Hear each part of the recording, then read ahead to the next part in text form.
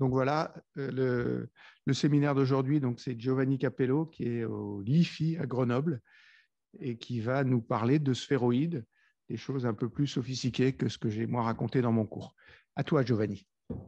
Okay, so good morning, everybody. For me, it's the first time I give a seminar on Zoom, and so it's quite difficult to keep focused on the seminar. And I know it's the same problem for you, because when I look when I watch seminars on Zoom, I tend to fall asleep or check my email, etc. And I never know when I'm allowed to sleep and when I have to focus. It's like when I go to the church, I never know when I have to stand or sit down. So what I try to do today is to use a color code in my slides. Red and green means pay attention, and blue means you can sleep. This is, you see, there is a blue band on top of the slide. So the second point is that as it's very difficult to follow seminars on Zoom as well, I decided to explain immediately what is the question and what we found. At least what is my hypothesis about this question. So the question is why, if you take a multicellular system made of cells, so for instance, an cell aggregate, why it's very sensitive to mechanical stimuli as compared to the cells. And they will explain what I mean by that. And the hypothesis we posit is that this exceptional sensitivity to mechanics is due to the composite nature of the cell aggregates, because those aggregates are made of cells, extracellular matrix, fluid, interstitial fluid. And the difference between the cells and the extracellular matrix we are going to see is that the cells are little permeable to water, so they are extremely uncompressible. They resist to compression, whereas the extracellular matrix is a very porous gel, so you can drain the water out easily. So if provided that you can dry out them, they are really much compressible. And so the final idea of this seminar is to show that those structures made of cells, extracellular matrices, fluid, can discriminate between two essential types of mechanical stresses. The pressure, that it's the hydrostatic, if you want, pressure, or the pressure which is directly imposed to the cells, and the stress which is imposed to the cell through the extracellular matrix. So now you can decide if you want to attend the seminar or not, and you can follow if my path looks reasonable. So let's start from the beginning. You see that's a blue slide, so people who already know the story can sleep for 10-15 minutes now. And I tend to start with a very, very old book by Joseph Récamier, written in 1829. My former student, Morgan de la Rue, found that. And it's very interesting because at that time, they treated breast cancer by compression. You see here, I hope you see my red pointer. You see here an image from that book, and they found that if you compress the breast, when in case of breast cancer, a gentle compression, not a very strong compression. At the beginning, they thought they should compress as much as possible to avoid blood to circulate. But then they realized that a very gentle compression and preserved for a very long time helped to reduce the neoplasia, or at least to slow down its growth. And that's very interesting, even though they've stopped with surgery. After surgery, they've stopped to use this method to treat cancer. So why I think it's interesting? It's interesting because if you want, starting from that, you can ask the question why a little pressure, gentle pressure, can stop cell division and cancer proliferation. So a first answer came almost 2 centuries later with a very beautiful experiment made by Elminger and Jane in the 90s. And their idea was to take one or few cancer cells and seed them in an agarose gel. So if you embed the cells in an agarose gel, then they divide and they grow against the agarose gel. So the agarose will exert a certain pressure on the growing cells. In reality, they didn't use cells, they used multicellular spheroids. A multicellular spheroid is something made like that. You seed cells on a non-adherent surface, like this, for instance, an agarose gel.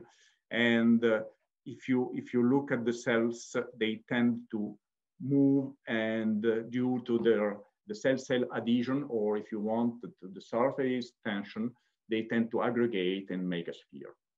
And we are going to use this system very often in this talk, and because it's not anymore one single cell, it's more similar to I wouldn't say a tissue, but at least to a tumor in the first stages of development. And of course, the cells self-assemble and they grow, they divide. So they do something which is a little bit more physiological than single-cell seeded non-protein. Okay, and the result of this experiment was very interesting. If you follow the diameter of the spheroid over the time, you see that when it's free, it grows up during the first days. And when you embed it in agarose, the growth is slowed down, and the thicker is the agarose, or the denser is the agarose, the slower is the growth. So basically, they remade the Recamier experiments, but not directly on breast cancer, but in vitro. So that's, I say, it's very nice, it's very interesting, but, and of course, I forgot to say that if you remove the pressure of a certain, as if you remove the agarose to a certain point, you rescue the growth. So you don't stop the growth indefinitely. If you remove the confinement, it goes again. So the only problem I see with this experiment is that it mixes several stimuli, because the spheroids are confined. They are under pressure because when they grow, they squeeze or they compress the agarose around, so they feel a pressure. The agarose, when it's compressed, it gets stiffer and stiffer because it's not non-linear. So you mix confinement, pressure, stiffness, and also starvation, because of course, it's more difficult for the nutrients and oxygen to percolate through a thick agarose as compared to no agarose. So several years later, we got another experiment, very interesting, made everybody at the Institut Curie knows that, made by Kevin Alessandri and Pierre Nassois. And in that case, the idea is very similar, but instead of putting the spheroids inside the agarose, they seeded them in alginate capsules. So the idea is to make those capsules, which are 200 micrometers in diameter, let's say, with one cell inside. So you start with one single cell. That is the best scenario. So you're perfectly monoclonal. The cells divide, they progressively invade the capsule. And then at a certain point, they touch the surface. And if they want to grow, they have to extend the capsule. And the capsule, of course, applies an isotropic pressure on the growing aggregate. So this is the result. Look, here you see few cells in the capsule, and at a certain point, the capsule, the spheroid touches the capsule, and the capsule gets extended.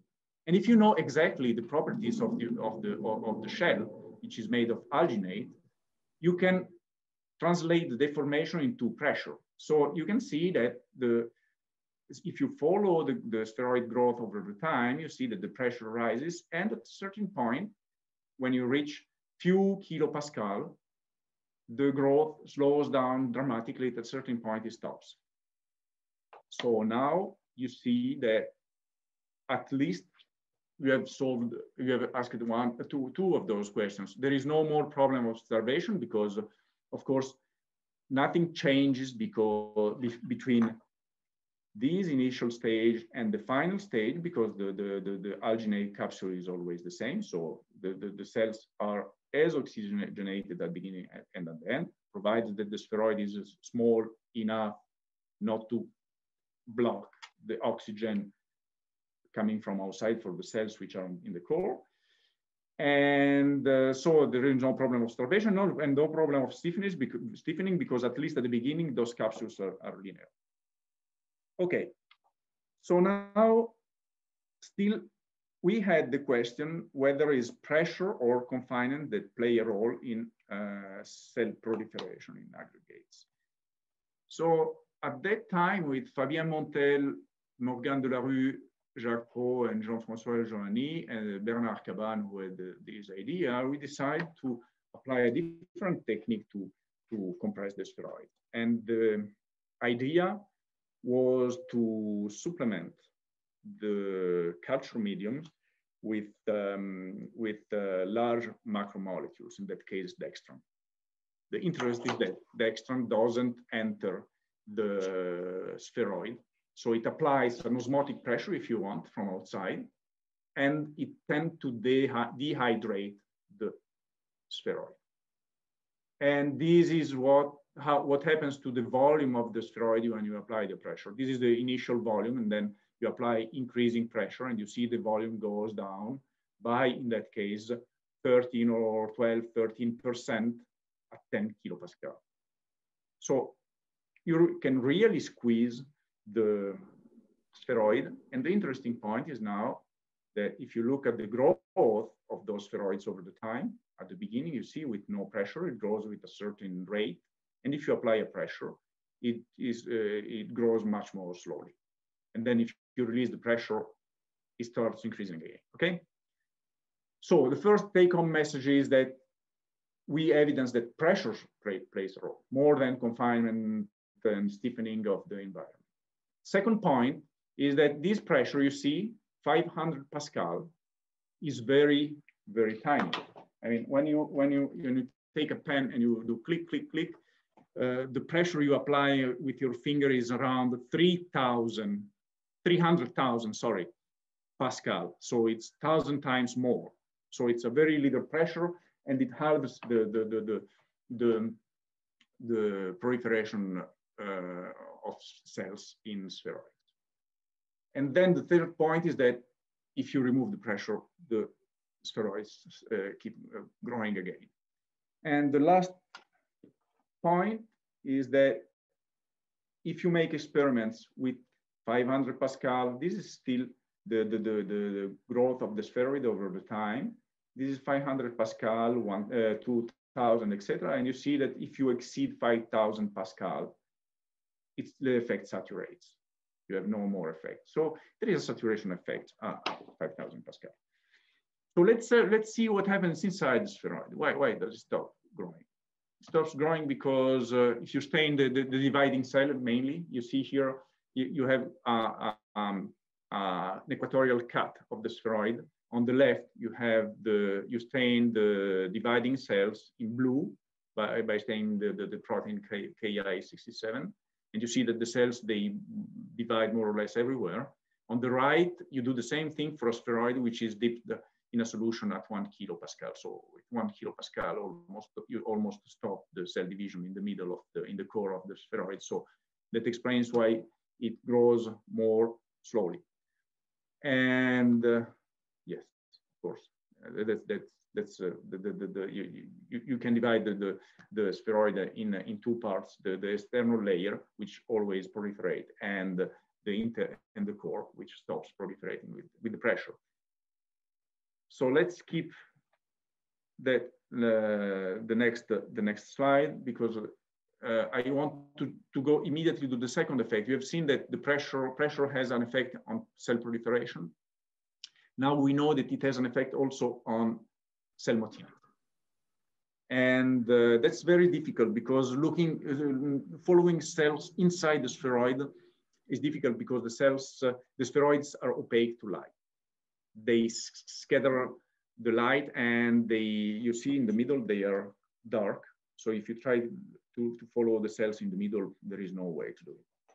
But what is interesting is that as the cell scatters light a lot, and they scatter light because, you know, the optical index inside the cell is different as compared to the optical index outside the cell. So there is a rupture on the optical index, so the light is scattered.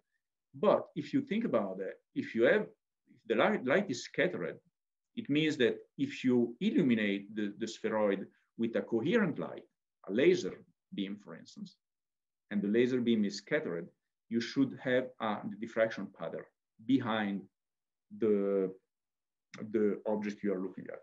And I try to convince you by showing a very simple example. Here you have a microscope. This is the illuminator, the objective, and the CCD camera. And you look at the objective by phase contrast here. And here, our student, Benjamin Brunel, aligned cells on a pattern with, you see, equally spaced lines. And now if you enter an infrared laser beam from in the opposite direction, and you collect the light when it has passed through the sample, you see a diffraction pattern. And this diffraction pattern depends on the periodicity of this diffraction pattern depends on the periodicity of those lines. But even more, so you can have a real signal. But what is even more interesting, and this is an experiment that has been done with Jean-François Joanny, Rémi Carminati, Romain Pierrat at the SPCI. And if you look, for instance, here at cells moving, and you watch the diffraction patterns simultaneously, you see that the diffraction patterns flickers. And from the flickering of these pattern, you can infer the average speed of the cells which move. And this is true also for spheroids. I mean, if I go to the spheroids, I mean, if I watch a spheroid and I look at the diffraction pattern behind, this pattern also flickers. And from that pattern, I skip the details. You can know the average speed of cells inside the spheroid. And here's the result.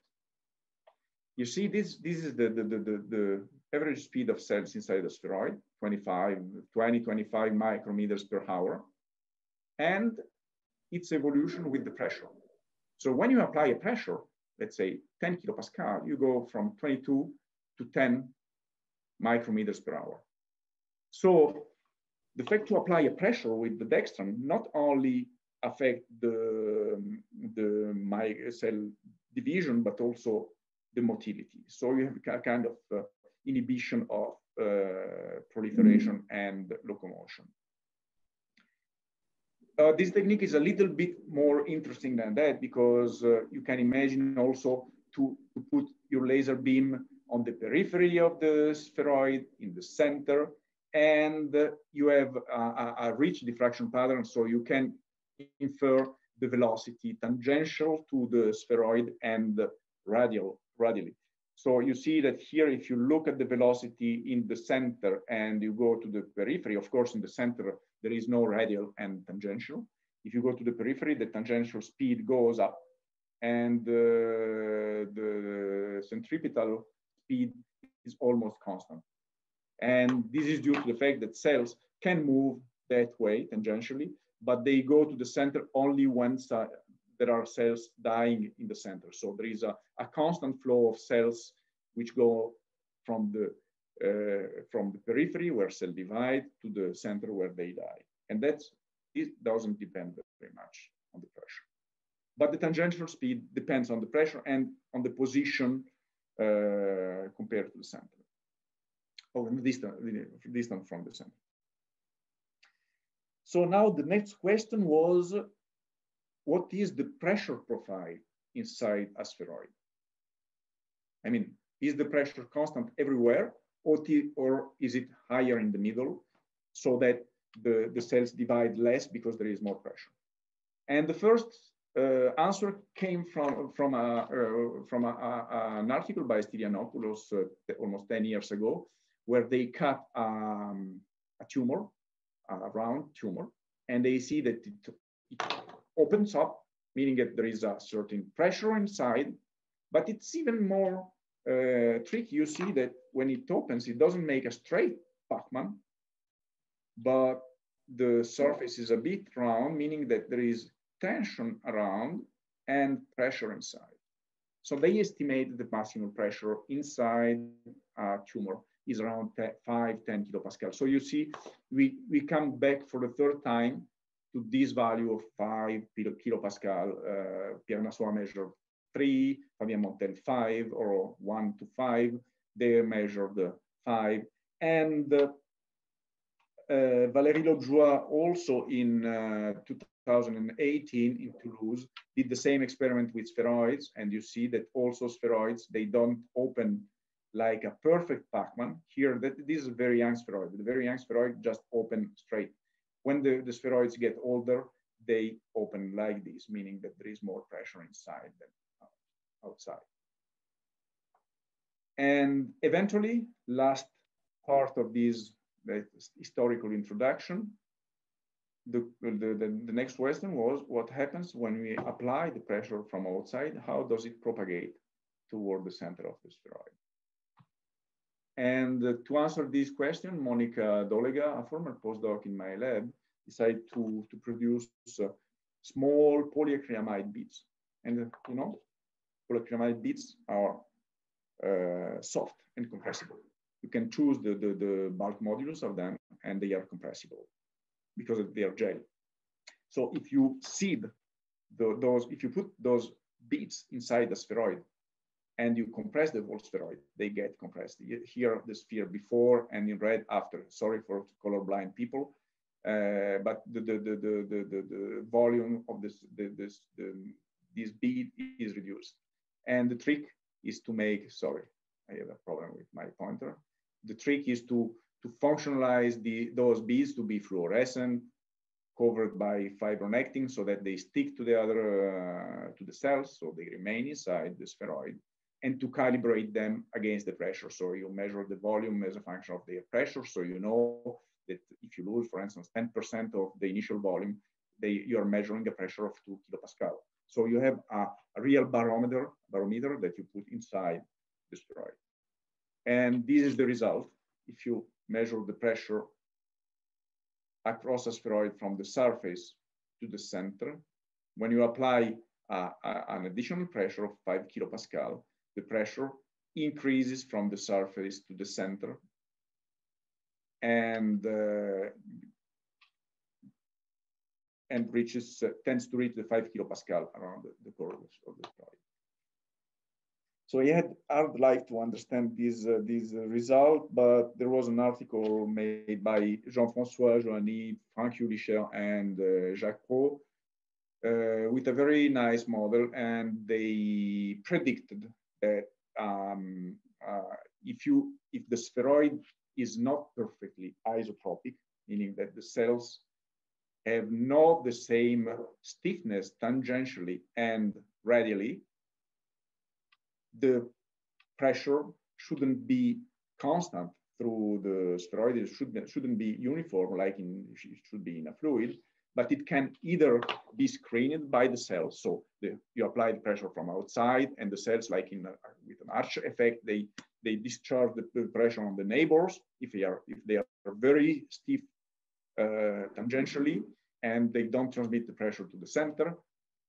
And the other scenario is that where if the cells are very soft tangentially and very stiff radially, in that case, they can't exert pressure on the stress on the neighboring cells of the same layer, and they transmit the pressure toward the center of the spheroid.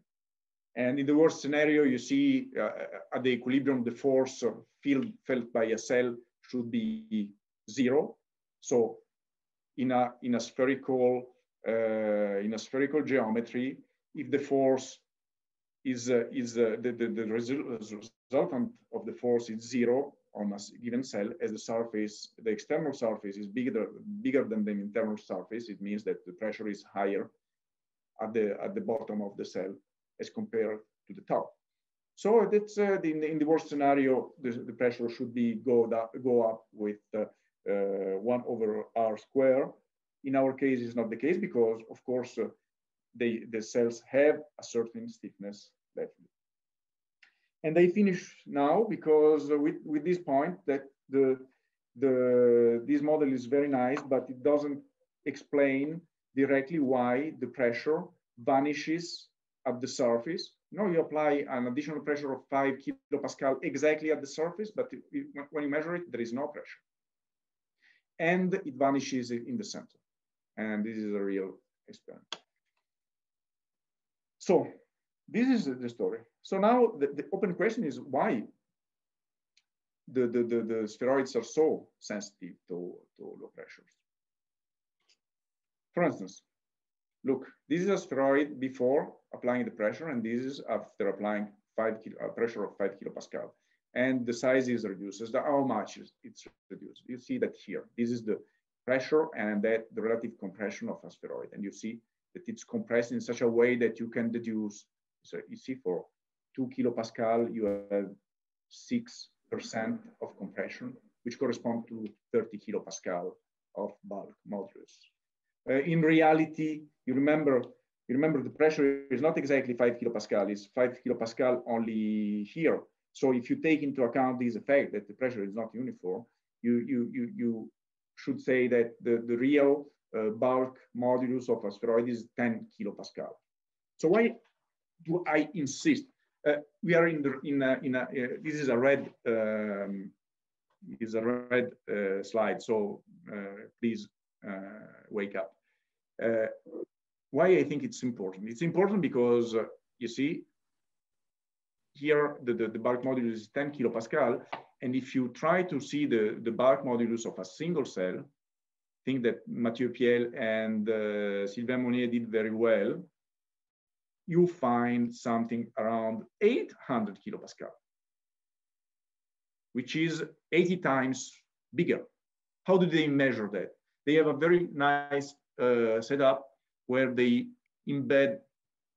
put cells in a microfluidic channel, and the microfluidic channel is filled with fluorophore. So if you make a broad field image of those cells, you see blue everywhere, but black or gray where the cells are. And you see the thicker is the cell, the more you see gray or black. So from that, you can evaluate very precisely the height of the cells for each pixel. And if you integrate this shadow, you can know exactly the volume with an amazing precision, the volume of the cell. So what they've done, they have measured the volume of the cells before and after the 5 kilopascal, and you measure almost nothing. So now you make again the experiment with 20 kilopascal, and now you see a volume decrease of 2–3%, which means that the bulk modulus of cell is very high. So this is the first point. So spheroids are much more compressible than cells. The second point is that you have seen that the cell motility decreases a lot under pressure in the spheroids, the proliferation as well. What happens if you take single cells on a Petri dish? It happens nothing. I mean, if we look at the proliferation of cells, the typical division time of CT26 cells with no pressure and with pressure, it almost doesn't change. You look at the cells dividing on, you count the cells on the Petri dish every day, okay? Almost doesn't change. And if you look at the motility, so you follow the cells moving, crawling on the Petri dish, again, the speed doesn't change under pressure. So when we apply the pressure directly to the cells, it doesn't do anything. So spheroids are much more sensitive. So, and the third question, we already say that, is why does the pressure vanishes at the surface and in the center of the spheroids? We didn't understand. So let's come to the hypothesis. The hypothesis we made, and I already said that at the beginning, is that now what counts is the fact that the spheroids are made of cells, but also extracellular matrix between the cells and an interstitial fluid. And why do we believe that? Is that if you take, for instance, a spheroid and you stain the fibronectin, which is an element of the extracellular matrix, you see that you have fibronectin everywhere inside the spheroid. And now, if you try to inject fluorescent molecules inside this interstitial space, you can. For instance, here it's difficult to see, but if you magnify this image, or if you pay attention, you see that between the cells, if I inject particles of 4 or 5 nanometers with an hydrodynamic radius of 4 or 5 nanometers, they penetrate the interstitial space.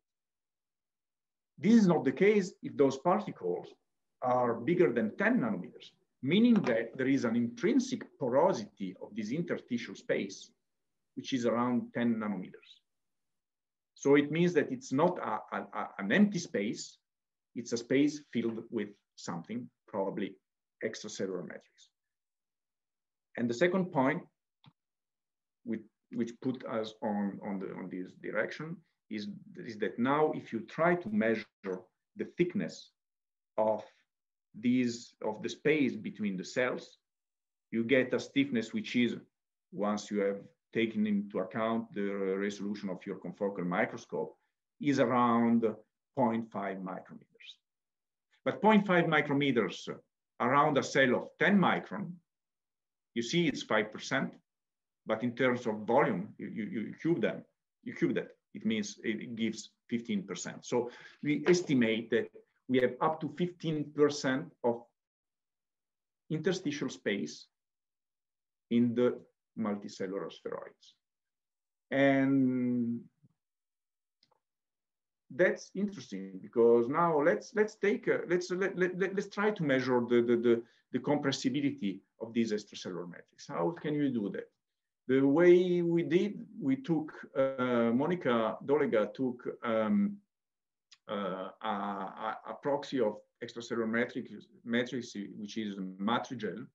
It's a matrix extracted from tumors, and she made small beads of extracellular matrix, and you see the beads here, okay? And here you see the same beads with the fluorophore outside. This is a small fluorophore, 5 nanometers, and you see that the fluorophore goes in and out of the beads.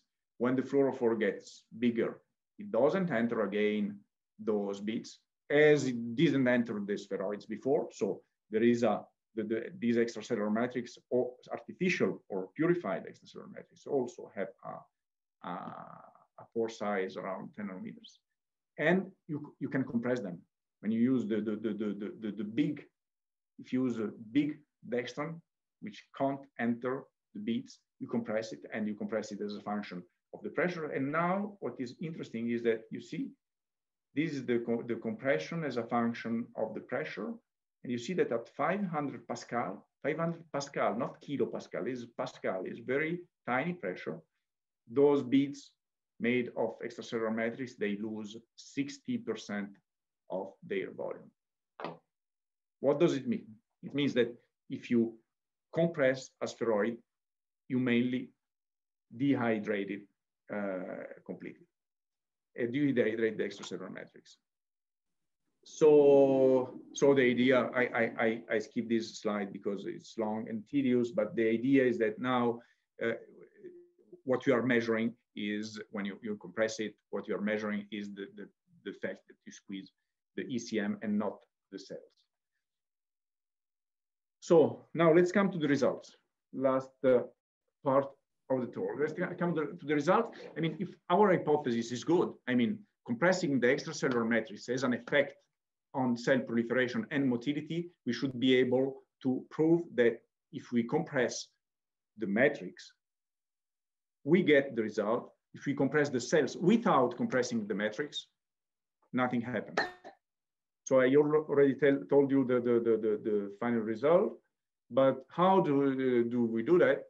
The trick is to use, you remember you use dextran molecules to compress the spheroid, but now if you take dextran molecules of different sizes, the big ones, they don't enter the spheroid, so they squeeze everybody, extracellular matrix and cells, and the small ones, they enter, so they squeeze the cells without affecting the extracellular matrix, okay? So let's see the result. If we put, just to verify that if we put small dextran on matrigel, we don't squeeze it, big dextran does. On single cell, the two have the same effect, and on multicellular aggregate, the small dextran almost don't squeeze the aggregates, whereas the big dextran do. So we have a method to selectively compress either the cells or the extracellular matrix. And then there is a bunch of theory made by Jean-François Joanny and Pierre Réchaud.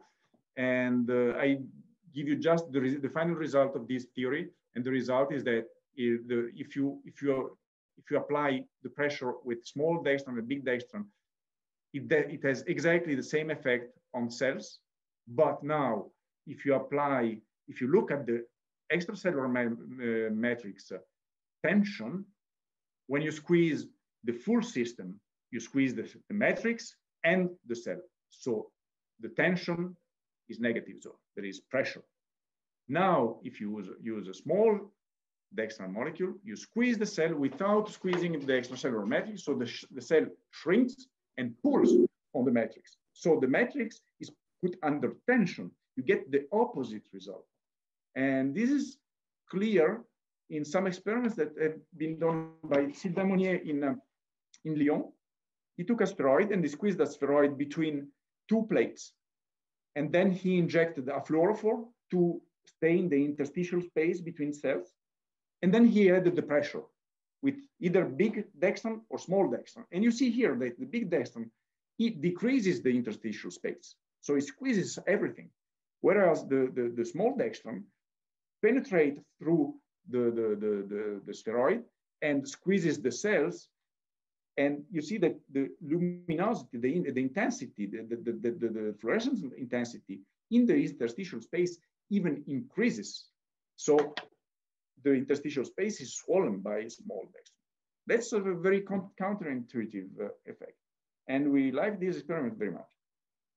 So let's come to the results. So now we have a method to squeeze the spheroid or the matrix. Big dextran squeeze the matrix and small dextran squeeze only the cells. This is the result. Look. Those are the proliferating cells stained by Ki-67 with no pressure, with small dextran and big dextran. You see immediately that big dextran silence completely the proliferation in the middle, while the small dextran doesn't. So if you squeeze only the cells, you almost don't have the effect. So let's look at the growth of spheroids. This is a spheroid growing without pressure, with small dextran and with big dextran. You see after a few days, the difference is remarkable. The small dextran, in average, don't do almost anything on the growth. And if we go to see what happens with the cell motility, you remember that the method with the light scattering that I showed before, you see the speed of the average speed of cells with no dextran, with pressure exerted only on the cells and pressure exerted on the extracellular matrix. So if you squeeze dehydrate the extracellular matrix, you lose a factor of 2 in speed. So that's a proof that pressure, that squeezing the extracellular matrix counts more than squeezing the cells. And that's acceptable because, you know, you apply 5 kilopascal on a matrix which is 500 Pascal stiff, so you're almost squeezing it completely, but the cells, they are in the megapascal range, So you squeeze them only by maybe 5%. Okay, so the extracellular matrix reacts much more strongly.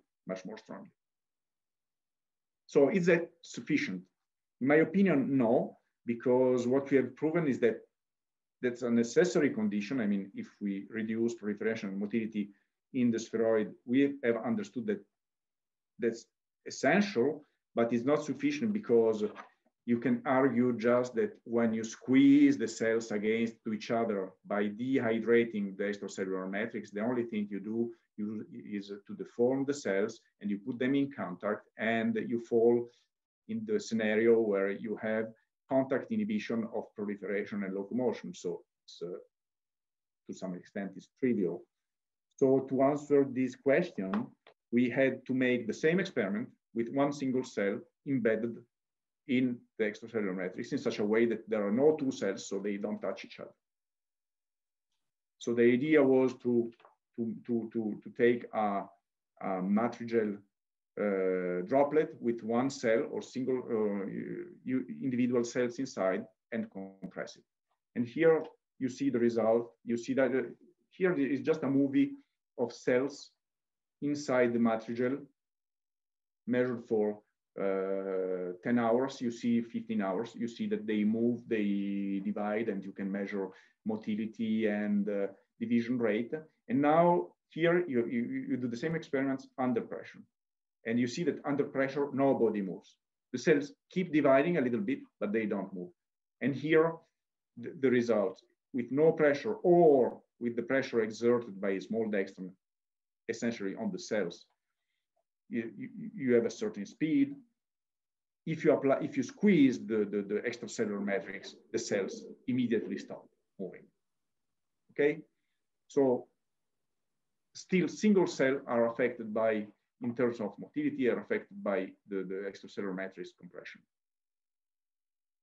Of course, the morphology of cell changes, because if they are migrating, they are elongated. If they don't move, they divide locally, so they make spheres. And you can also, by looking at the fluorescence, if you stain all the nuclei and you count all the nuclei after day, you see that the proliferation is much larger when you squeeze only the cells, or you don't squeeze anybody, you don't apply pressure, as compared to the case where you apply 5 kilopascal to the extracellular matrix. So again, both proliferation and motility are affected by the compression of the ECM. We made a little experiment at the end to look at the proliferation with different concentration of the extracellular matrix, because you can argue that now if you take the extracellular matrix with a certain density and you squeeze it, you double its density, and everything is due to the fact that you have the matrix is twice more dense. But we see that there is no measurable difference in the growth rate. So it's not the density or the stiffness of these extracellular matrices that counts, but its compressional state. So there is something to understand there. And eventually, you remember this problem we had with the pressure propagation, that the pressure vanished at the surface and in the core of the spheroid. Now, Pierre Chaud and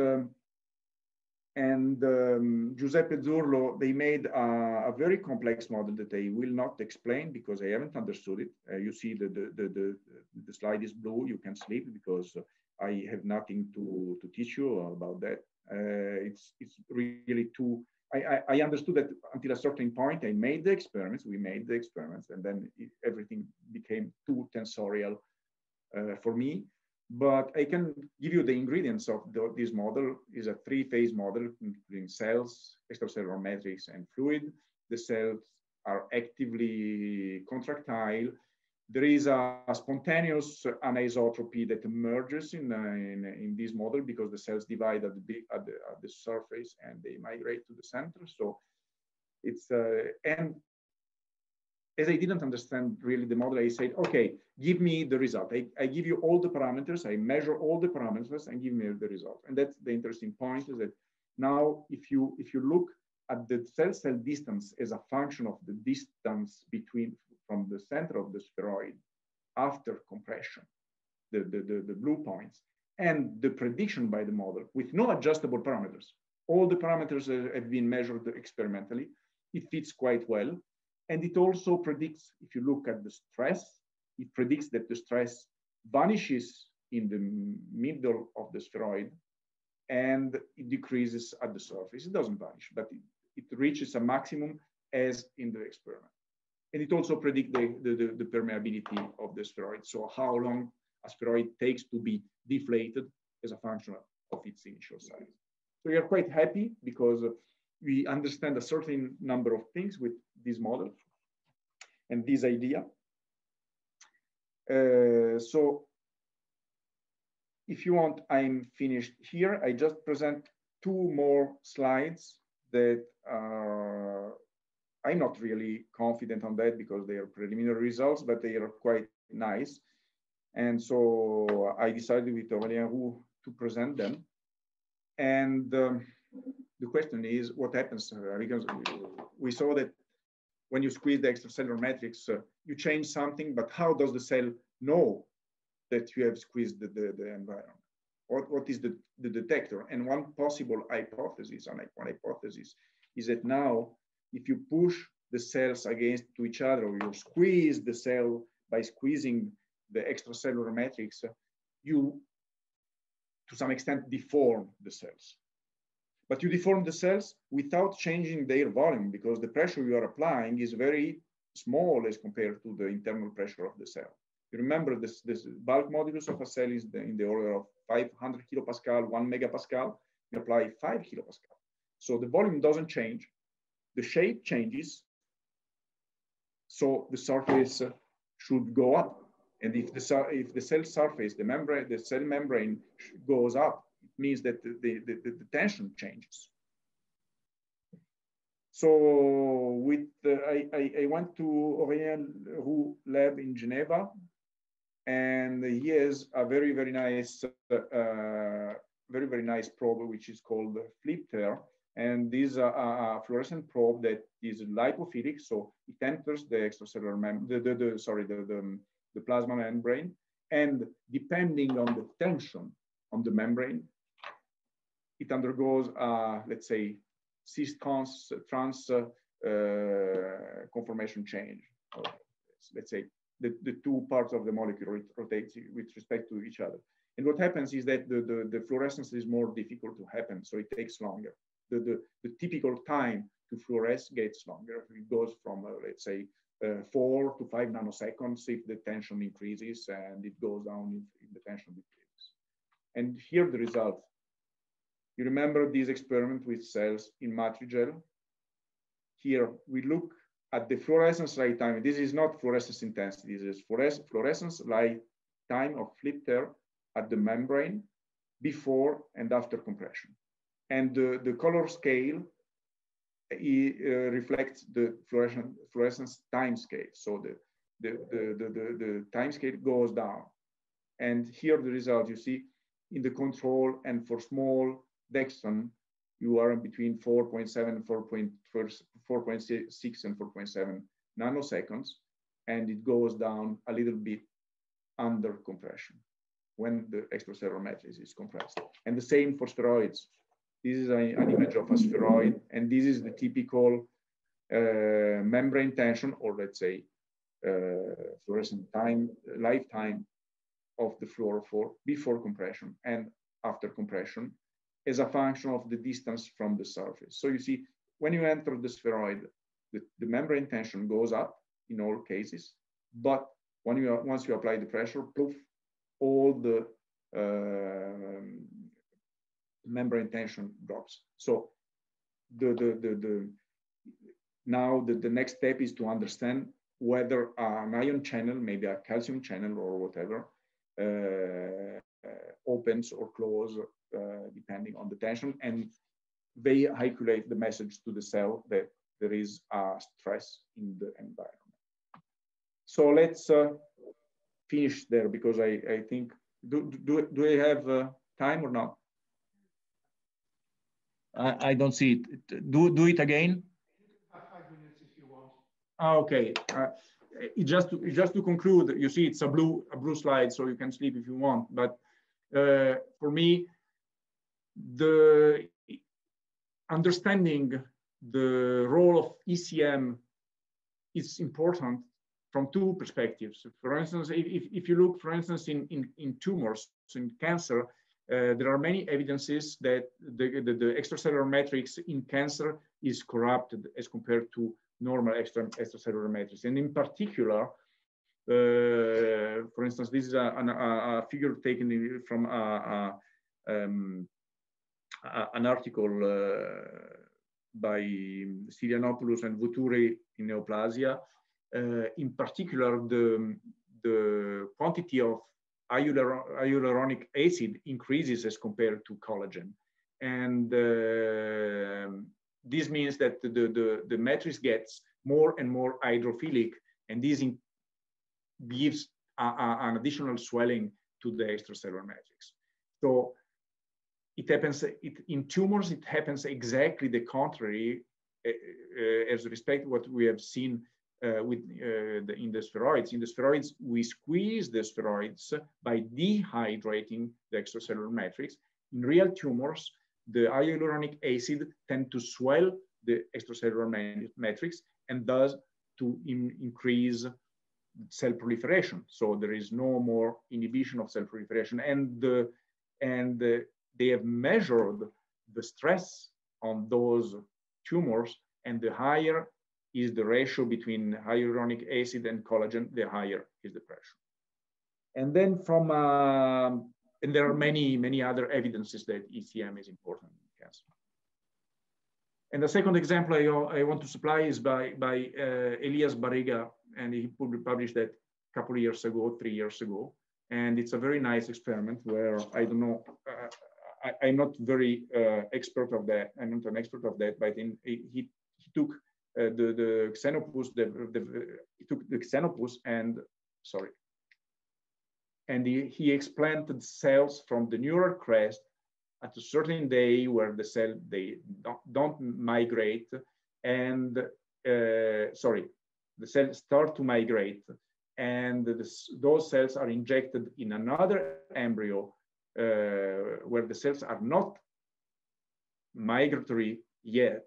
And interestingly, cells which are supposed to migrate when they are in a non-migratory environment, they stop migrating, and vice versa. So the motility of the cell is not due to the cell itself, but is due to is determined by the environment. And interestingly, then he made AFM measurements on the same embryo, and he saw that there is a correlation between the migratory ability of cells and the stiffness of the environment. So it might be relevant also in embryogenesis and development. So I stop here, and sorry, probably I exceeded a little bit my time, but it's difficult to speak in front of nobody. So are there questions? How does it work now?